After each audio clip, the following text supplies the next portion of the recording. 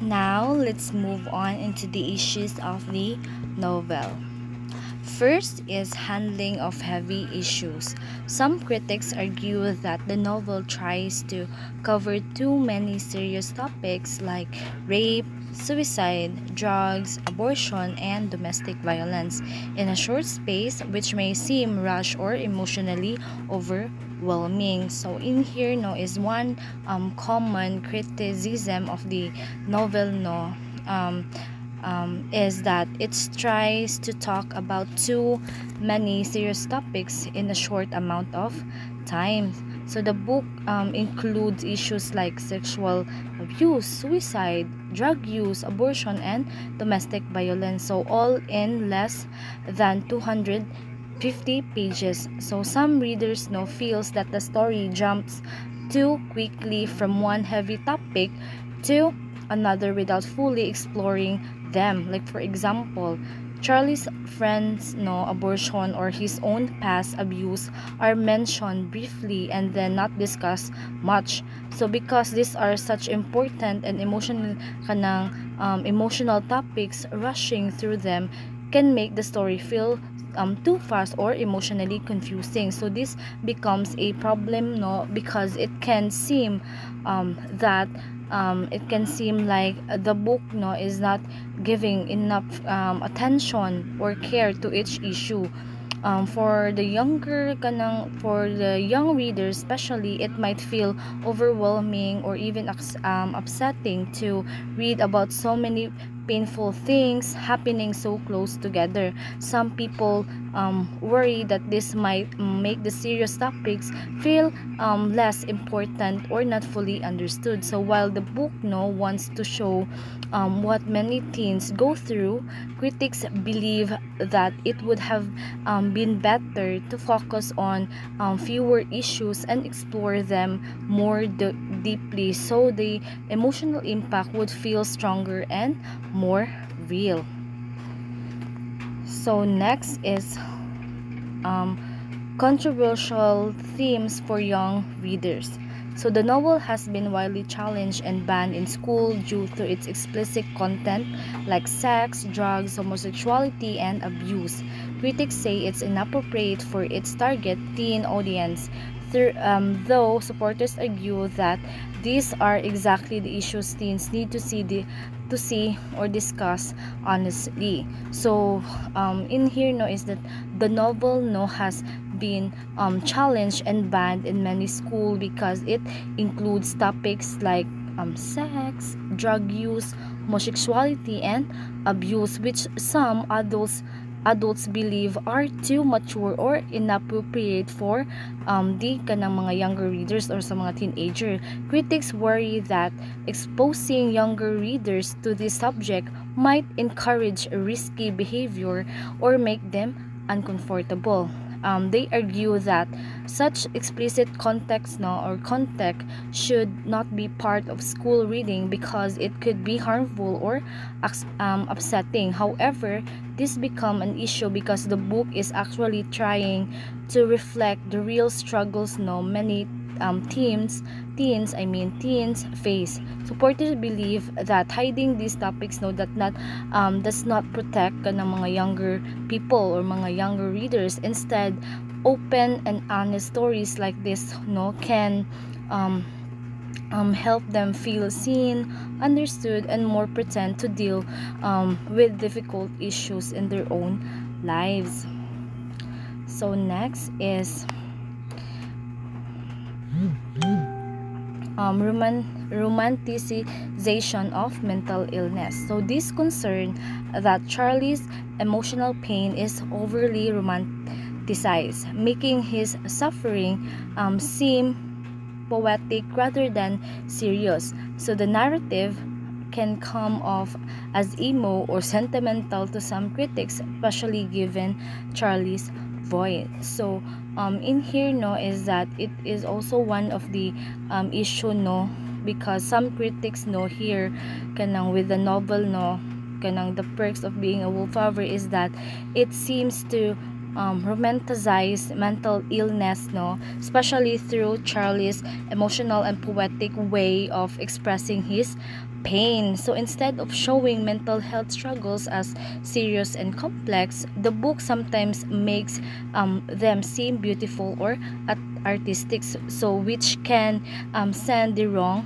message. So Charlie's quiet, sensitive voice, no, and the emotional tone of the story may make his depression and trauma feels more like a mood or kanang mga aesthetic than a real problem that's need help and support.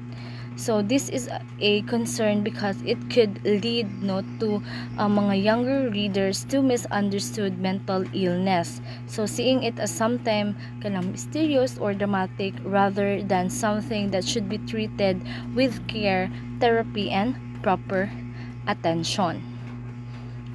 So next, let's move on into the analysis. We use the psychoanalytic theory.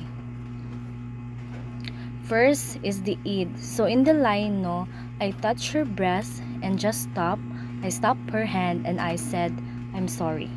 So Charles id wants connection and pleasure but is heavily repressed due to his trauma. His trauma censors the id, making even normal sexual desire feel dangerous.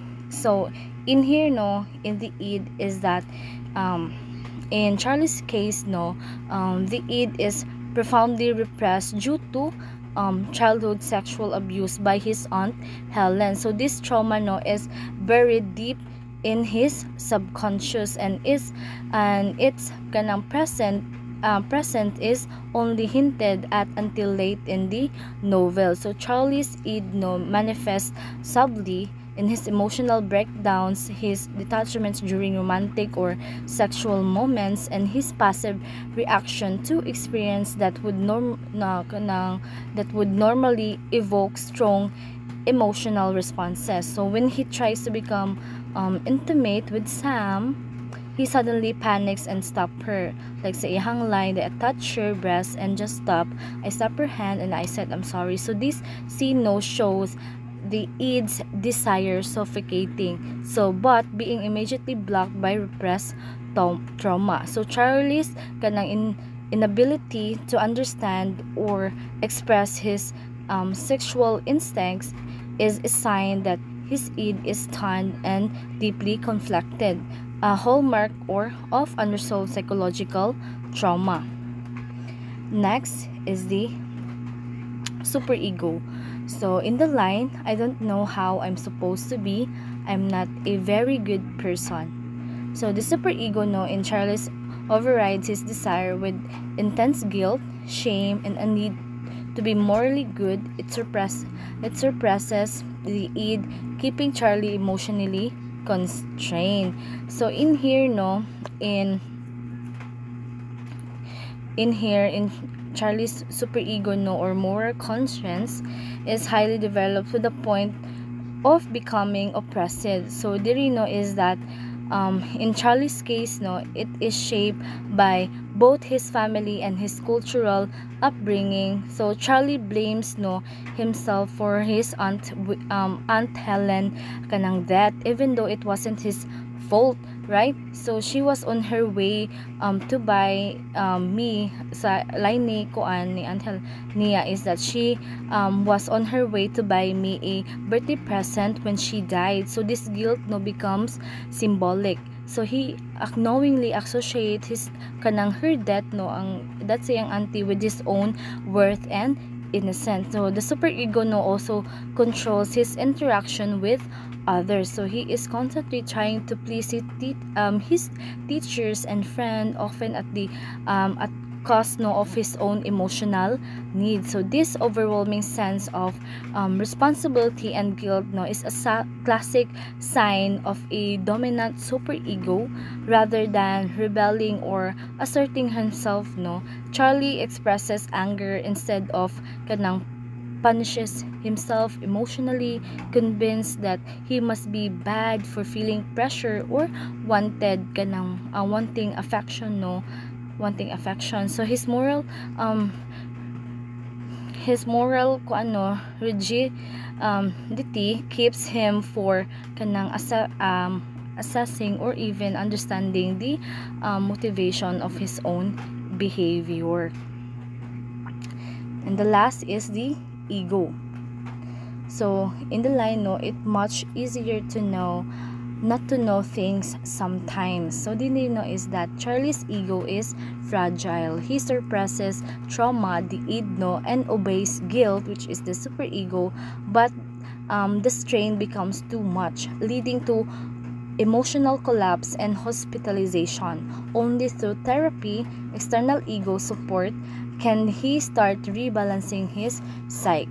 So in here, no, is that Charlie's ego, no, is fragile and overwhelmed, unable to reconcile the chaos within. So his use of letter writing, the structure of the entire novel, no, can be seen as a tool of the ego, allowing him to process feelings without confrontation. Charlie often says, no, I feel infinite. So a phrase, no, that suggests belief moment when his ego successfully bridges the tension between desire and morality. So but these moments, no, are fleeting. So his emotional breakdowns and the end of the novel occurs when his ego can no longer keep repressed memories buried. So the id, no, forces its way to surface, no, shattering the fragile balance. So Charlie ends up in a psychiatric hospital, which symbolically represents a reconstruction of the ego, so assisted by the therapy of self-awareness. So this breakdown, no, and rebuilding is the key in Bildung's roman structure. The character must fall apart before forming a cohesive sense of self. So that's all for my report. Thank you.